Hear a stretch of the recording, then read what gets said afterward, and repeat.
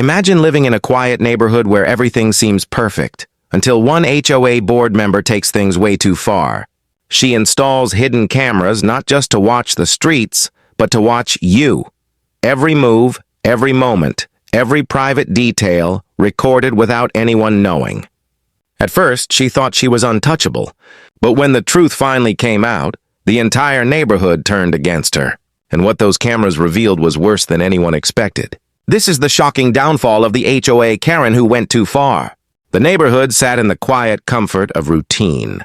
Houses were neatly painted in regulation shades, driveways swept each morning, and lawns trimmed to perfection under the watchful eye of the HOA.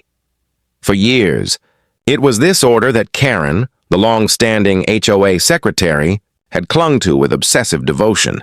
Her reputation was one of rigid enforcement. If someone's grass grew half an inch taller than allowed, Karen knew. If trash bins lingered too long at the curb, she filed the violation before the homeowner even realized their mistake. But behind Karen's practiced smile and carefully worded newsletters was a deeper obsession: control. Her need to catch neighbors in the act of breaking the rules went far beyond the ordinary duties of the board. She believed herself to be the guardian of the community, the one standing between order and chaos. Yet her vigilance had begun to border on something darker. One summer, when whispers of unchecked violations spread among her fellow board members, Karen devised a plan she thought would make her indispensable. She installed cameras.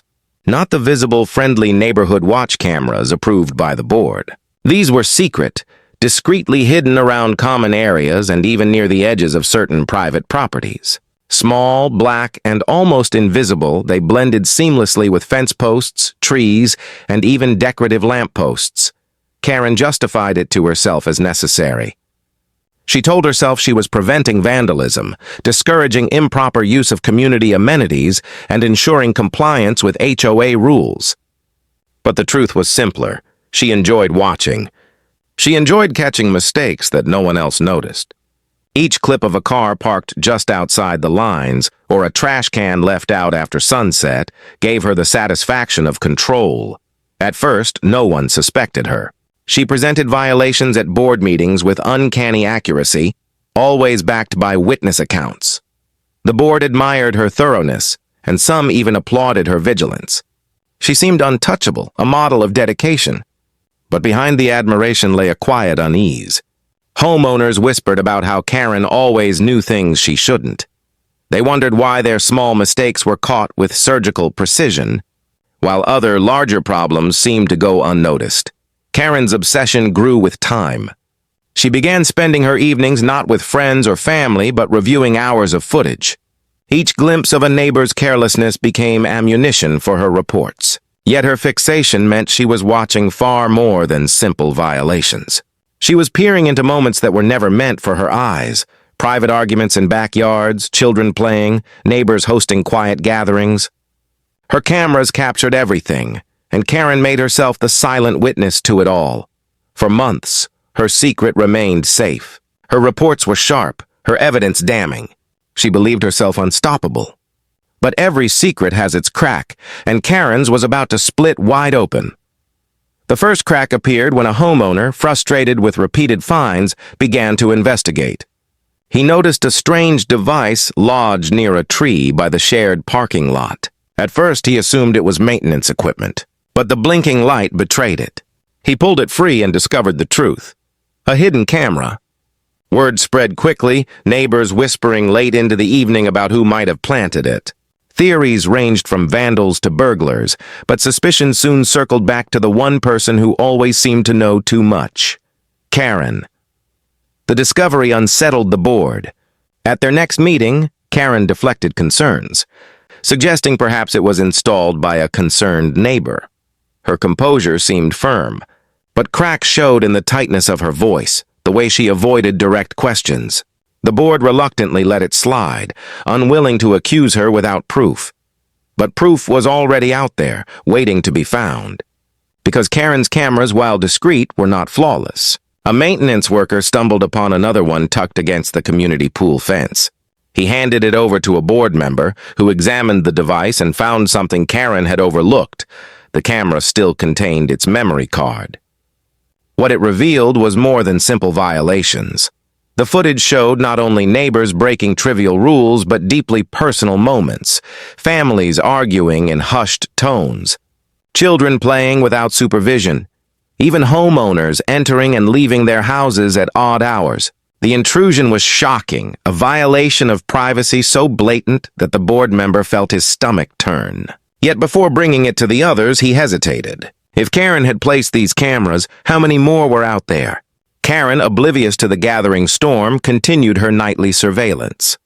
She relished her growing archive of neighborhood footage, but soon she would learn that her obsession had gone too far, because the very cameras she had planted, the tools she thought made her powerful, were about to betray her in ways she never imagined, and when the truth came out, it wouldn't just be the neighbors who turned against her, it would be the entire board. The storm was brewing, and Karen was standing directly in its path. The discovery of the camera at the pool fence rippled quietly through the neighborhood. At first, it was just one board member holding the evidence, debating what to do. He kept the device hidden in his desk drawer, reviewing its footage in uneasy silence. Every time he pressed play, the scenes made him feel as though he was spying on his own neighbors, even though it wasn't his doing. What disturbed him most was the way the camera's lens lingered, almost as if it were placed deliberately to capture not just violations, but personal, intimate glimpses of people's lives. The recordings showed a family's argument, their voices raised, though muffled by distance. It caught children running barefoot along the pool deck after hours, laughing freely, unaware of the silent observer. It captured late-night visitors who thought the darkness kept them invisible. Each clip was another reminder. Someone had been watching all along. The board member could not deny the obvious. Karen had presented too many reports with suspiciously precise details. For months, she knew who parked where, which lawns fell short of the HOA's rigid standards, and who dared to leave patio furniture outside overnight. It wasn't a coincidence. It was surveillance. And though no one had spoken the words aloud yet, suspicion had already begun to circle her name. In the days that followed, whispers spread through the cul-de-sac. Neighbors chatted in hushed tones at the mailbox or while walking their dogs. They spoke of a presence they could feel but not see. Many had sensed it before, the eerie way Karen always seemed to know too much. Now, with the discovery of not one but two hidden cameras, the feeling solidified into a dreadful certainty. Still, Karen herself remained unaware of just how much suspicion surrounded her. She carried herself with the same smug confidence she always displayed.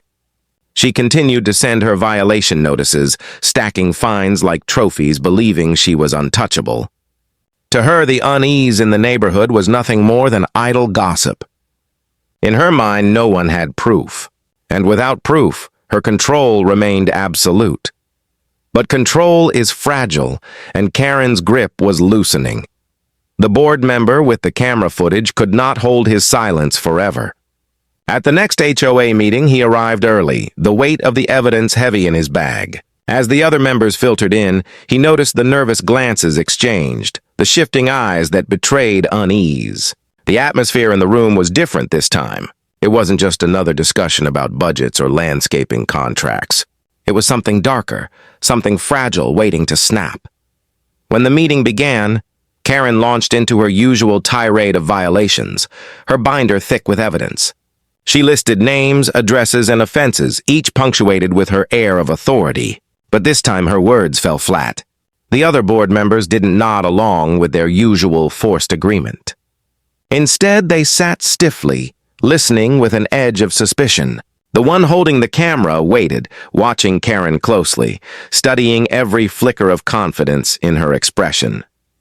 Finally, when Karen finished her report, the board member placed the device on the table. Its black surface gleamed under the fluorescent light.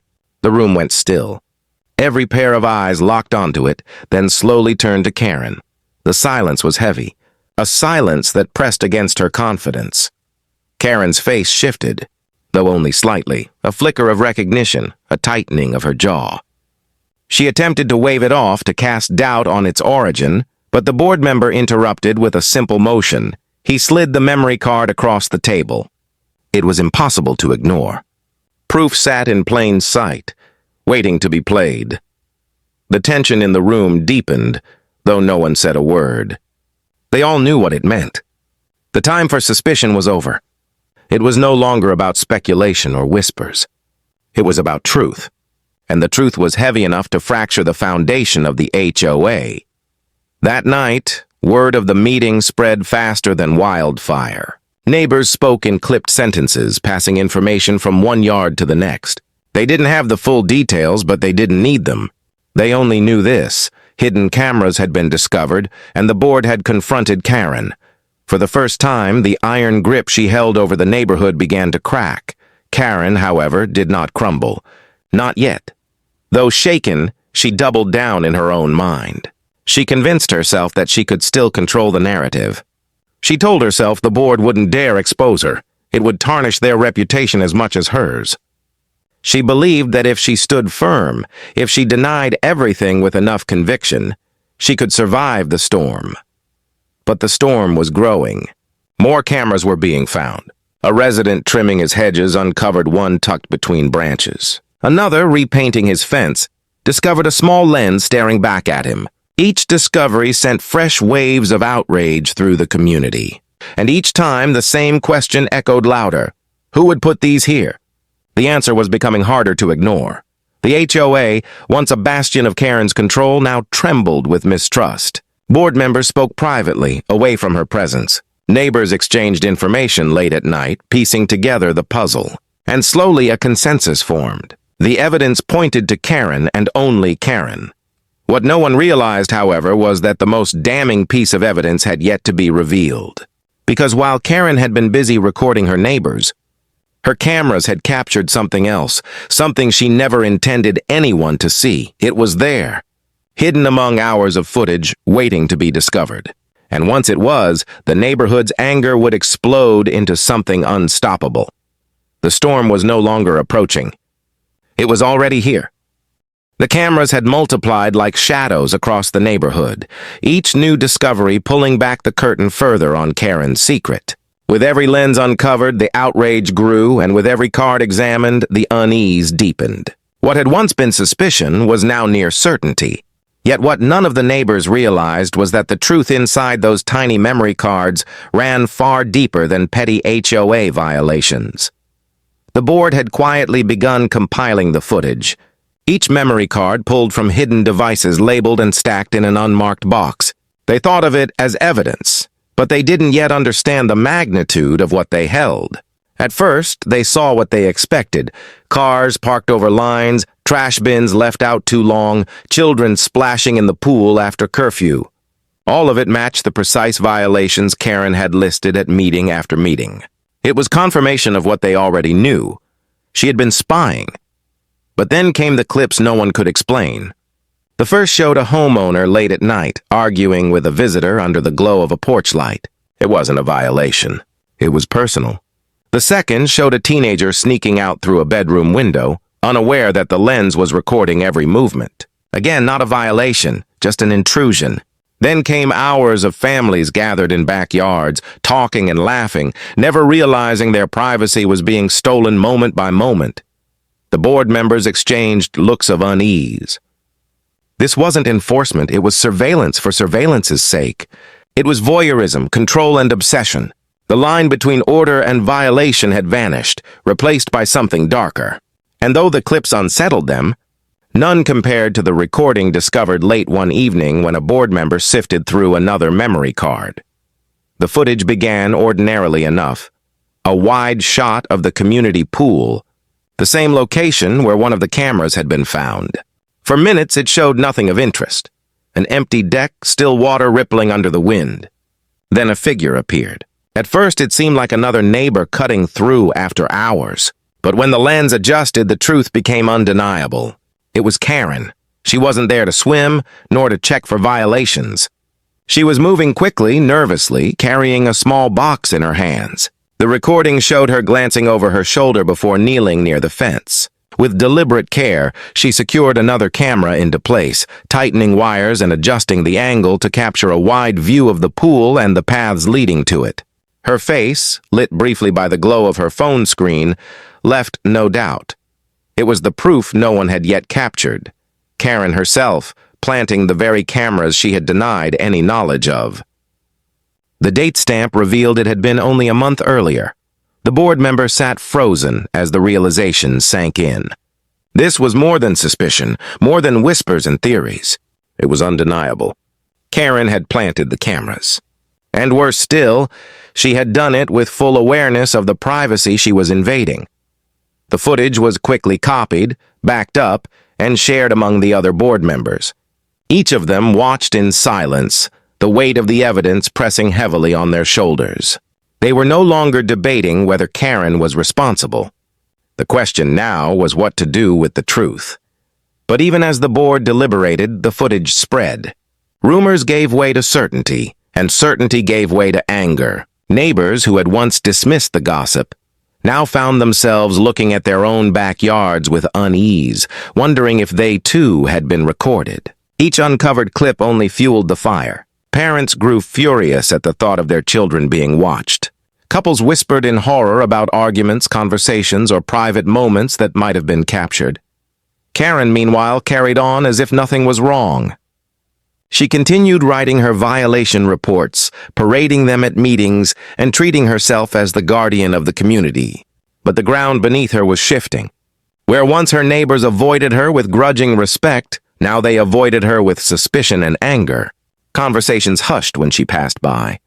Curtains twitched as she walked down the street.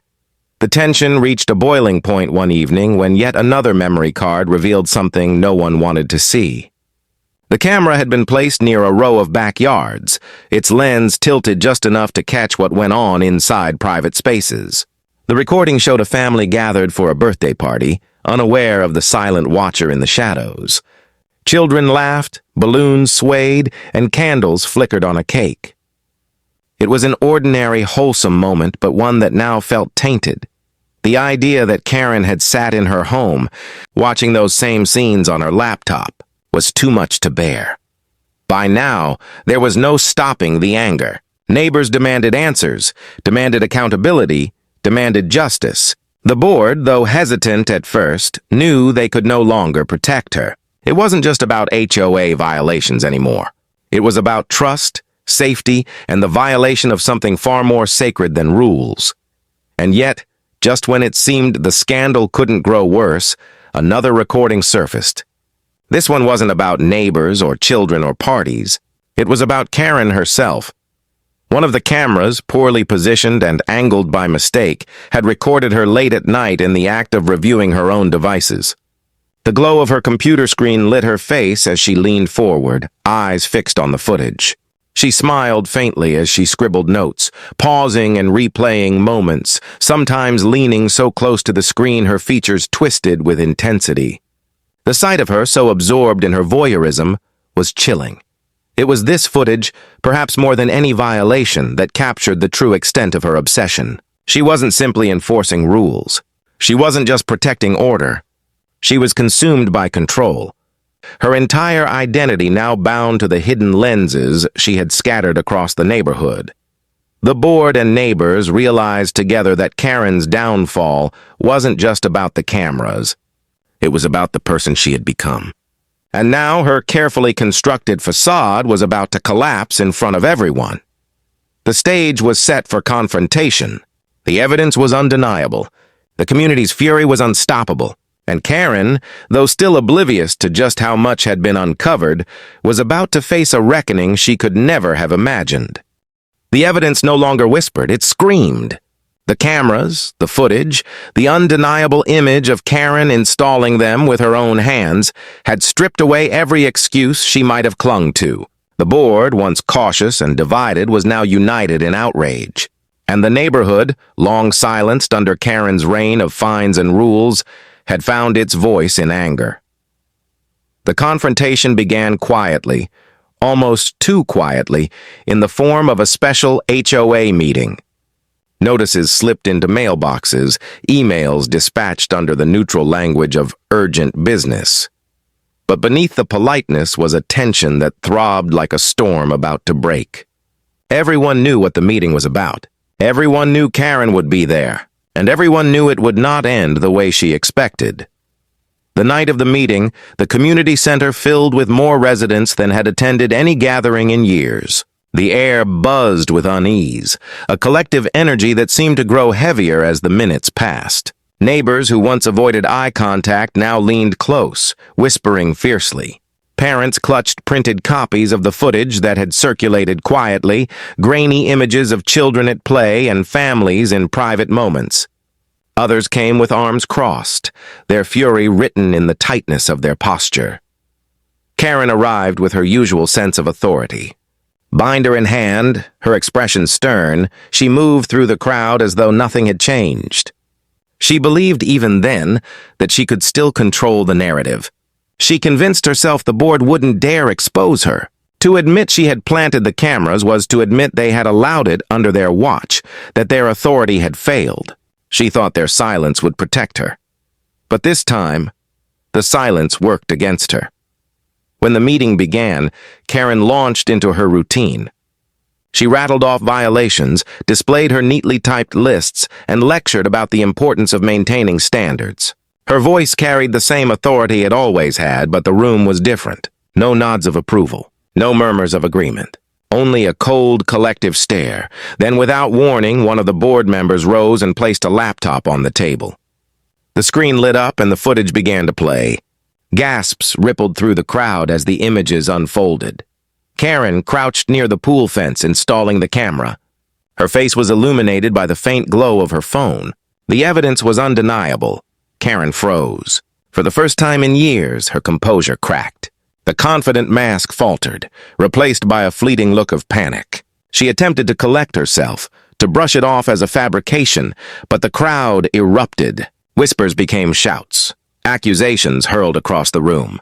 Parents demanded to know why their children had been filmed. Couples spoke of their privacy being stolen. Neighbors demanded accountability.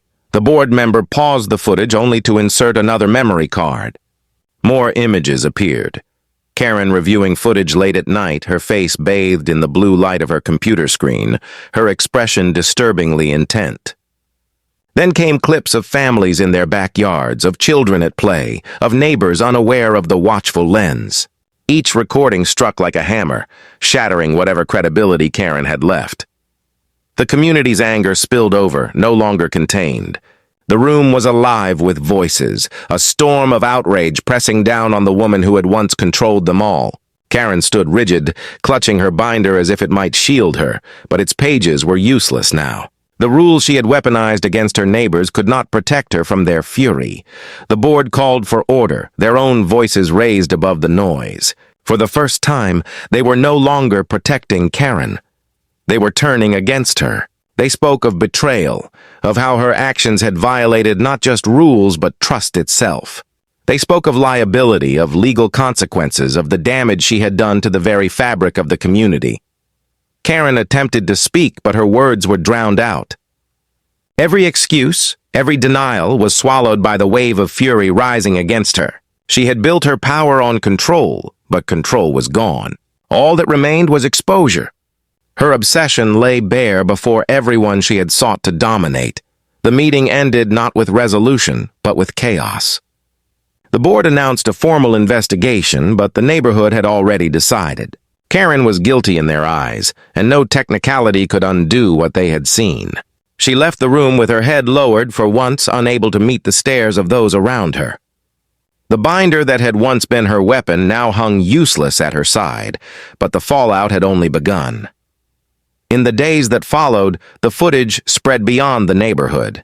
Emails passed it from resident to resident, until friends and family outside the HOA had seen it too. Some clips made their way onto social media, grainy but damning. The story of the HOA secretary who planted cameras to spy on her neighbors spread like wildfire. Comment sections filled with outrage, strangers condemning her from behind their screens. What had once been a private scandal was now a public spectacle. Karen's world narrowed quickly. Neighbors who once tolerated her now avoided her completely. Parents pulled their children inside when she walked past. Cars slowed near her house, drivers staring with open hostility. Packages went missing from her porch. Lawn decorations were knocked over, and for the first time, Karen found herself on the receiving end of the kind of scrutiny she had imposed on everyone else. The board, meanwhile, scrambled to contain the fallout. Lawyers were consulted, policies reviewed, and emergency meetings held. They feared lawsuits, feared the damage Karen had inflicted might extend beyond the neighborhood. They knew the community demanded more than explanations, they demanded consequences. And they realized that to save themselves, they would need to sever ties with Karen completely. Yet even as her world collapsed, Karen clung to denial. She told herself the board wouldn't dare formally oust her, that they needed her organizational skills, her vigilance, her order. She believed the storm would pass if she simply endured it. But Karen didn't realize that this time she was not the one in control. The footage she had relied on to dominate her neighbors was the very thing ensuring her downfall. And soon, the board would take the next step, the one that would strip her of her authority once and for all. The reckoning had begun, but the end was still to come. The neighborhood had never seen such unity. For years, Karen had thrived on division, pitting neighbor against neighbor with her violation notices, sowing distrust, and presenting herself as the only constant authority. But now, the residents who had once feared her had joined together in outrage, and that collective fury was more powerful than any fine or bylaw she had ever written. The board knew it could no longer delay. Every day that passed without action only fueled the anger. Parents demanded to know what safeguards would be put in place. Homeowners threatened lawsuits, and whispers of contacting local media began to circulate. The board, once Karen's allies, realized their survival depended on distancing themselves from her entirely. So behind closed doors, they called for a formal hearing. Notices went out not just to Karen, but to the entire neighborhood. It was announced as a vote of confidence in leadership, but everyone knew what it meant. Karen was being put on trial in the only court that mattered, the community she had spied on. The evening of the hearing, the community center was filled again. But this time, the atmosphere was even heavier. Residents came prepared with printed stills from the footage, screenshots of clips already circulating online, and lists of grievances stretching back years. What began as suspicion had become a reckoning. Karen arrived late, binder clutched tightly, her steps more hesitant than before.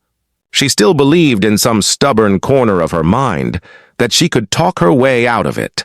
She told herself that the board needed her, that without her vigilance, the neighborhood would collapse into chaos. But the faces that turned to watch her arrival were not those of people seeking guidance. They were the faces of people seeking justice. The meeting began with order as the board laid out their findings. They presented the evidence, multiple hidden cameras, each traced back to Karen. They showed the footage of her planting them, her late-night surveillance, her fixation on private lives that had nothing to do with HOA rules. Each clip was more damning than the last. Then came the testimonies.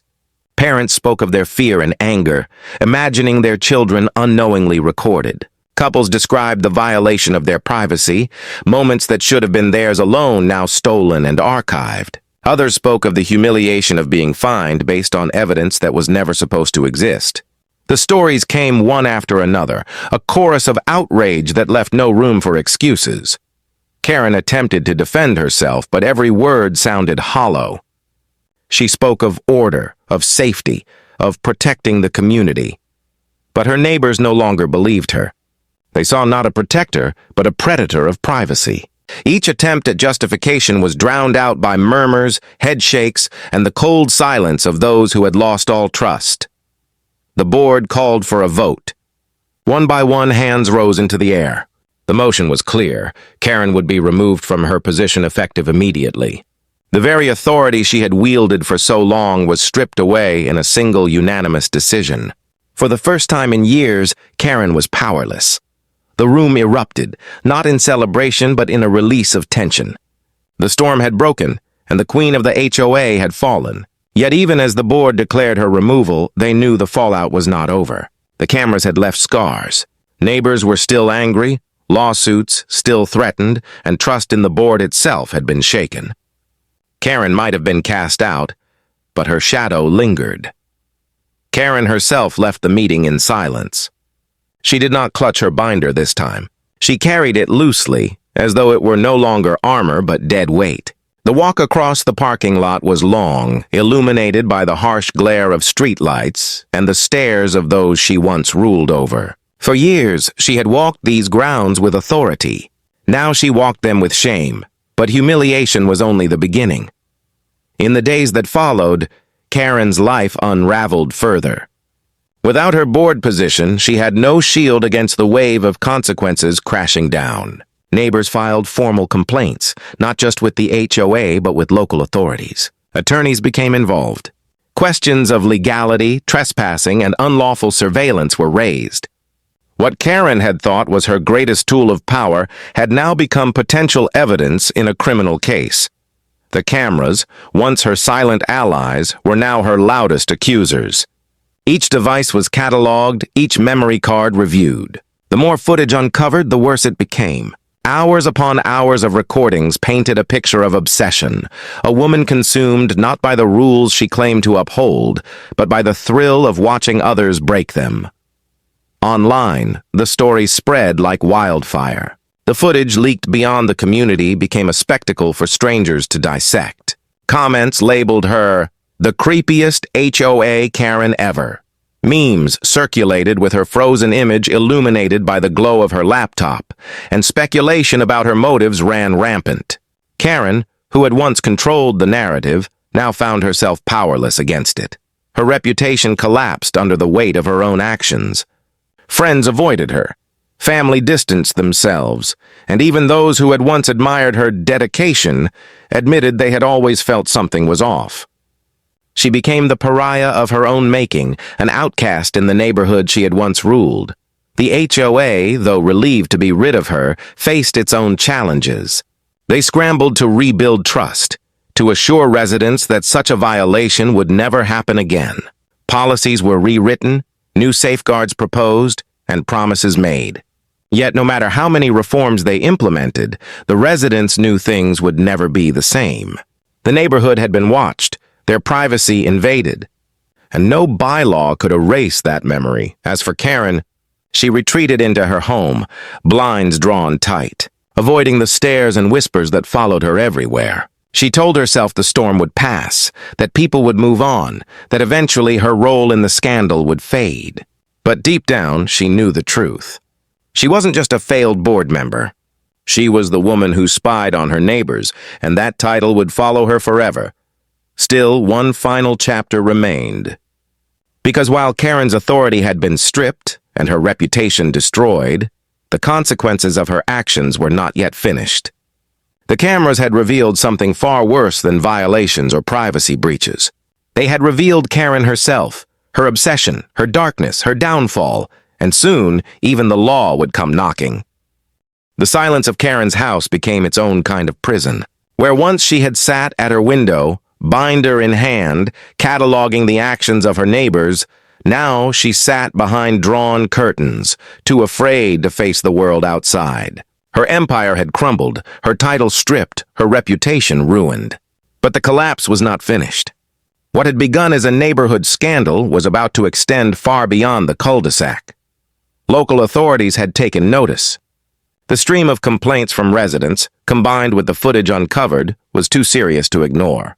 Officers arrived one morning, their presence drawing a small crowd of neighbors who lingered at the edges of their lawns.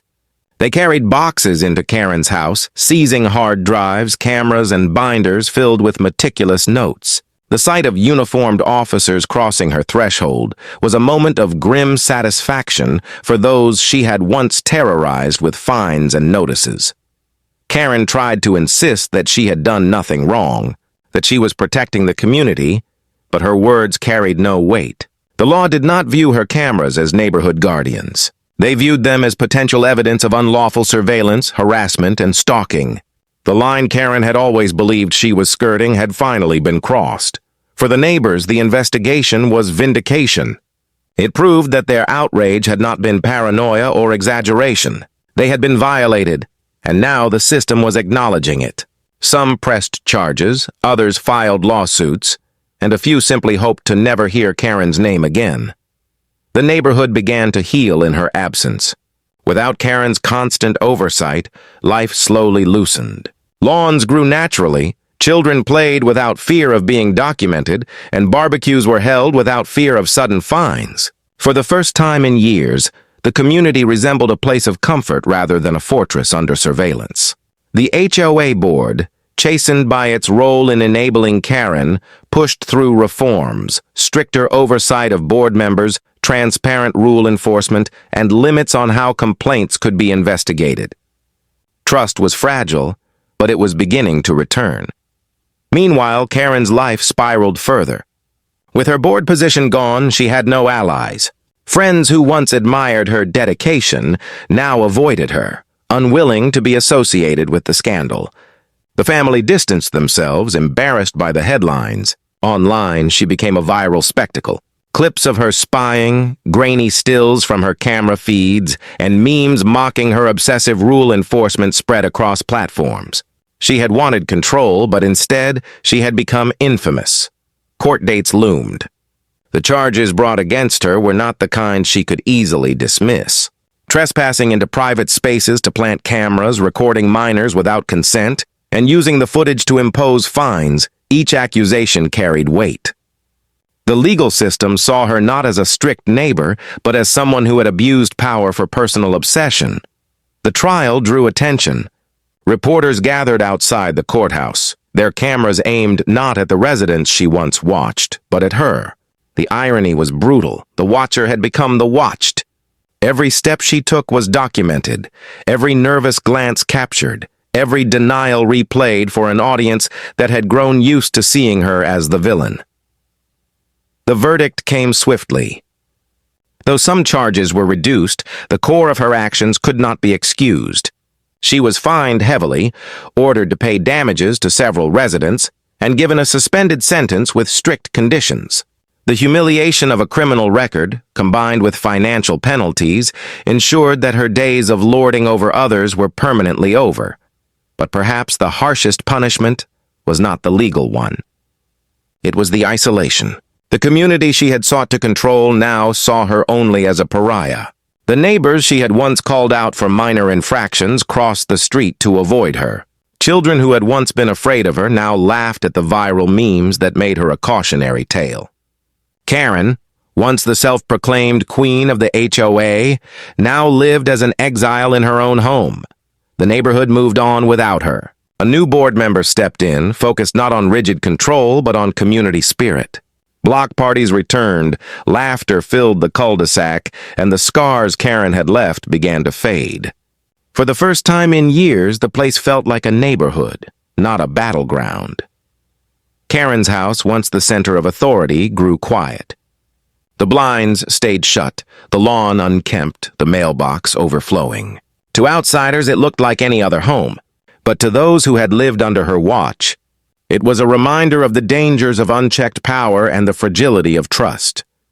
In the end, Karen became a story, a whispered warning to new residents, a viral video that resurfaced every few months, a name spoken with a mixture of anger and disbelief. She had wanted to be remembered as the protector of order, the enforcer of rules, the guardian of the neighborhood. Instead, she was remembered as the neighbor who spied, who obsessed, who fell.